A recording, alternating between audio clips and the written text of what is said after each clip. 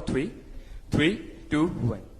पिछले 12 सालों में हमें केवल एक बात सिखाई गई है कि देश की हालत सही हो ना हो, लेकिन विश्व में हमारा डंका बज रहा है। हम विश्व गुरु बन चुके हैं।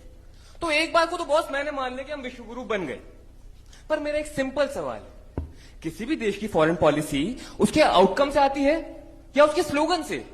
क्योंकि अगर स्लोगन से आती है फिर तो हम विश्व गुरु के उससे भी बहुत आगे निकल चुके हैं, लेकिन अगर आउटकम से आती है फिर तो हम क्रॉस रोड के किसी भी रोड पे नहीं आ पा रहे हैं यार, क्योंकि पिछले कुछ साल यही दिखा रहे हैं। सबसे पहले बात करते हैं हम रशियन ऑयल की। रशिया और यूक्रेन वॉर के दौरान जब पूरा वेस्टर्न वर्ल्ड हमारे ऊपर, भारत के ऊपर प्रेशर बना रहा था कि हम लोग रशिया तेल खरीदना बंद कर दें, तब भारत ने अपना नेशनल इंटरेस्ट चुना और रशिया से बढ़िया और सस्ता तेल लिया। अब अमेरिका को यह बात अच्छी नहीं लगी, तो अमेरिका ने हमारे ऊपर 25% का पनिशमेंट टैरिफ लगाया।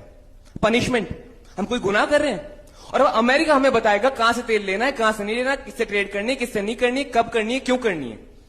और बदले में हमने क्या किया? हम लोगों ने सवाल पूछना तो बहुत दूर की बात है, हम लोगों ने हमारे ऑयल इंपोर्ट्स को भी कम कर दिया। वाह! देखिए, एक बात तो आप भी मानेंगे, चाहे आप किसी पक्ष के हों, भारत सरकार को एक काम करना बहुत बढ़िया तरीके से आता है, जी हुजूरी।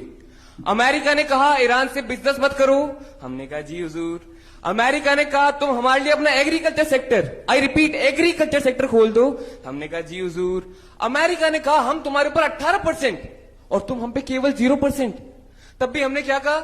जी हुजूर। तो आखिर कब तक हम लोग फॉरेन पॉलिसी के नाम पे जी हुजूर खेलते रहेंगे? देखिए, एक बार झुकना मजबूरी हो सकता है, 2 बार झुकना डिप्लोमेसी हो सकता है, लेकिन बार बार झुकना केवल और केवल स्ट्रेटेजिक डिपेंडेंसी है जनाब।